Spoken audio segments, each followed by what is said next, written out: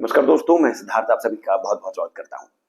आज इस चलचित्र के माध्यम से मैं आपको दो स्तोत्रों के बारे में बता रहा हूं जो बहुत ही उत्तम है।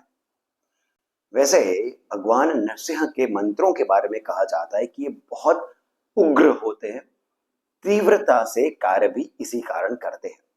यानी कि भगवान नरसिंह त्वरित रूप से अपने भक्त के कष्ट को हर लेते हैं। परंतु चूंकि मंत्र बहुत ही उग्र होते हैं, हर किसी को इन मंत्रों का जाप नहीं करना चाहिए। गुरु से दीक्षा लेकर के या फिर गुरु से आप आदेश प्राप्त करके इन मंत्रों का जाप करेंगे तब आपको इसका लाभ अधिक मिलता है। तब ऐसे में हमारे मन में बात ये रह जाती है कि हमें भगवान नरसिंह की कृपा चाहिए, हमारे जीवन में कष्ट बहुत है, तो फिर किस प्रकार से हम स्तुति कर सकें। तब ऐसे में दो स्तोत्र ऐसे हैं जिसके लिए आपको दीक्षा की आवश्यकता नहीं है, बस केवल मन में भगवान नरसिंह के प्रति आपका समर्पण पूर्ण रूप से होना चाहिए, अर्थात ये कि उन पर विश्वास आप पूर्ण रूप से रखें। एक स्तोत्र है द्वादश नामावली, श्री नरसिंह द्वादश नामावली, अर्थात 12 नाम है भगवान नरसिंह के जो ब्रह्म पुराण में आते हैं, ब्रह्म नारद संवाद के रूप में। इनके बारे में कहा जाता है, यानी इस स्तोत्र के बारे में कहा जाता है कि यदि आप इस स्तोत्र का पाठ करते हैं तब आपको युद्ध में किसी भयभीत होने वाली स्थान पर, युद्ध का अर्थ हो गया है कि ये नहीं कि आप सोल्जर हैं, आप अब युद्ध के मैदान में हैं। युद्ध का अर्थ हो गया कि आपके जीवन में जिस भी प्रकार की कष्ट हैं, जहां पर आपको युद्ध किसी एक अनुभूति होती है, आप कार्य क्षेत्र में ऐसे हैं, घर में कुछ ऐसा कलश चल रहा है, तब आपको ये जो स्तोत्र है ये बहुत अधिक आपको लाभ देता है।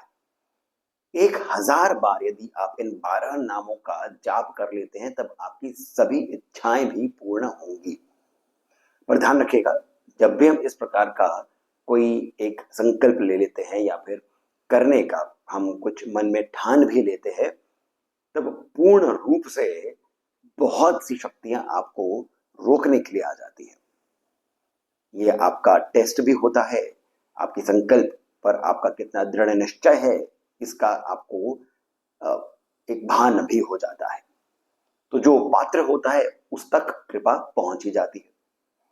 फिर जो दूसरा स्तोत्र है वो श्री लक्ष्मी नरसिंह ऋण मोचन स्तोत्र है।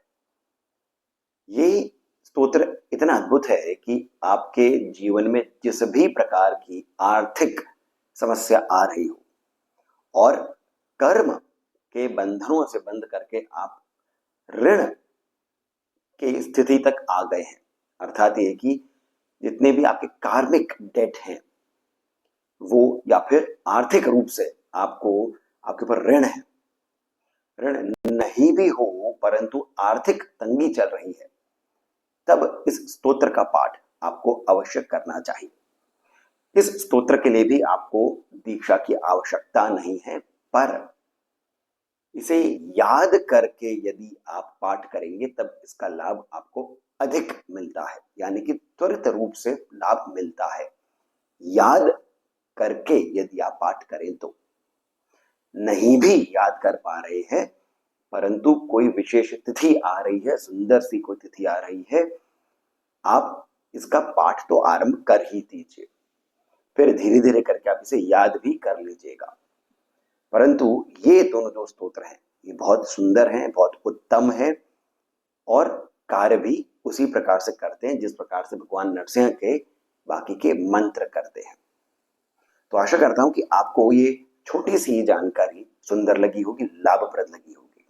यदि ऐसा है तो मेरा आप सभी से ये विनम्र निवेदन है कि कृपया करके इस चलचित्र को लाइक अवश्य करिए, हमें सब्सक्राइब करना नहीं भूलें, क्योंकि इन्हीं दोनों स्तोत्रों के विस्तृत अर्थ के साथ में मैं 2 और वीडियोस करूंगा, वो आप तक पहुंचे, इसी कारण आप इसे सब्सक्राइब भी कर लीजिए इस चैनल को। साथ ही साथ कमेंट सेक्शन में जो पहला कमेंट पिन है वहां से पेटीएम, जीपे इत्यादि के माध्यम से जितना अधिक हो सके आप हमें श्री सहयोग भी प्रदान करें, बहुत अधिक प्रोत्साहन मिलता है। इसके साथ मैं सिद्धार्थ अब आपसे जानकारी लेता हूँ। धन्यवाद।